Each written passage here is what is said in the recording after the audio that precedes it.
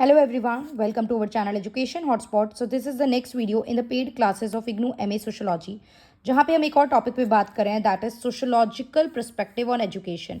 देखिए हिंदी मीडियम वाले स्टूडेंट भी अपनी यूनिट 1 का 1.9 सेक्शन एक बार अपने पास ओपन करेंगे।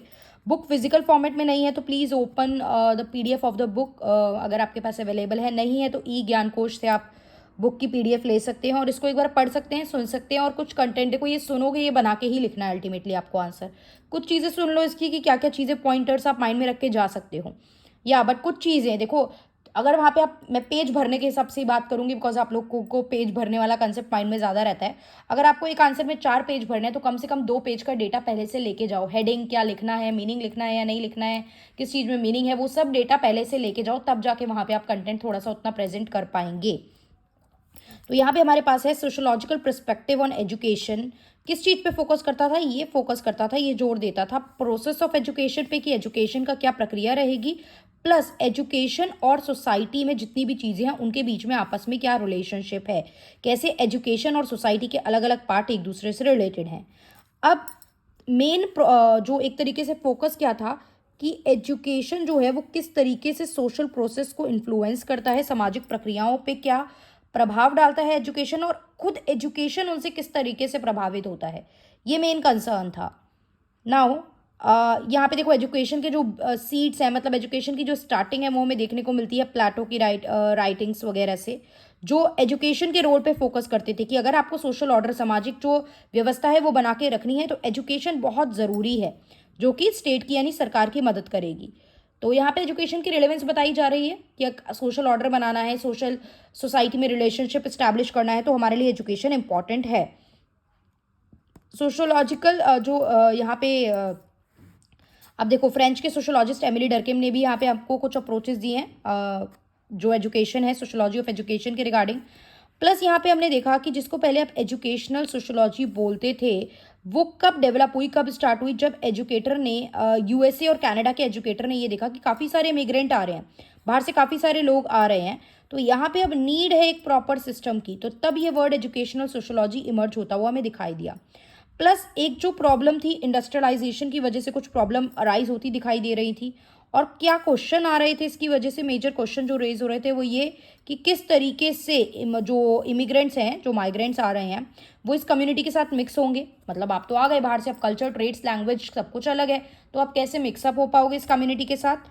प्लस नेचर स्कोप क्या रहेगा, nature scope and design of education क्या रहेगा, कि एजुकेशन को किस तरीके से रखे रूरल चिल्ड्रन के लिए।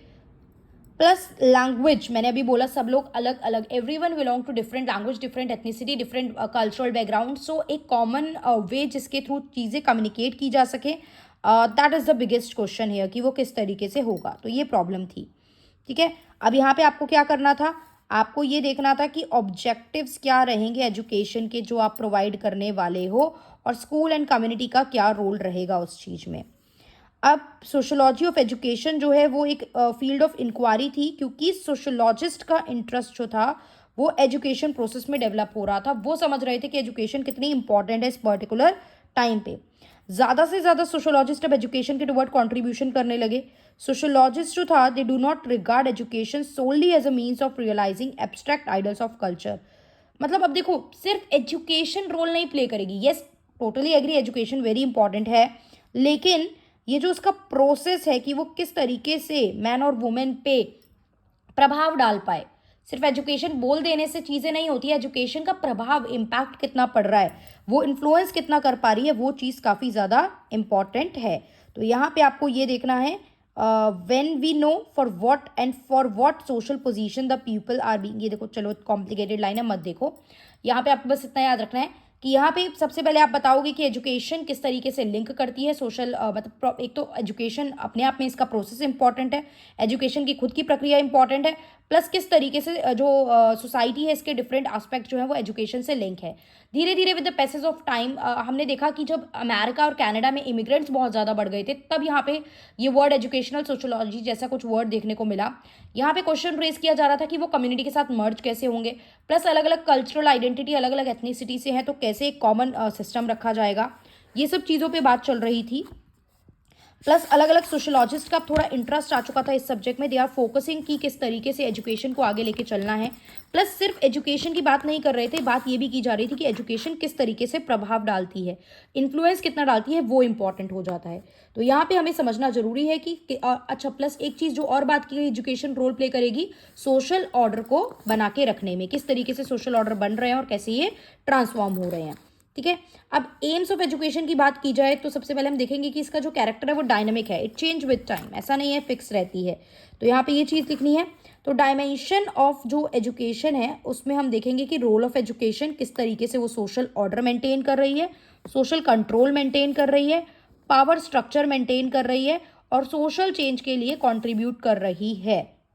अब क्या क्या एरियाज थे रिसर्च के जो सोशोलॉजिस्ट ने यहाँ पे फोकस करे एजुकेशन में। पहला, करंट सोशल फैक्ट क्या है, मार्केट में क्या चीज़ें, मार्केट मतलब इन द सेंस सोसाइटी में क्या चीज़ें हैं जो एग्जिस्ट कर रही है। फैक्ट इज द थिंग जो एक्चुअल में है, राइट। तो फैक्ट क्या है ये देखना। प्लस एजुकेशन और सोशल कल्चरल चेंज में क्या रिलेशनशिप है ये देखना।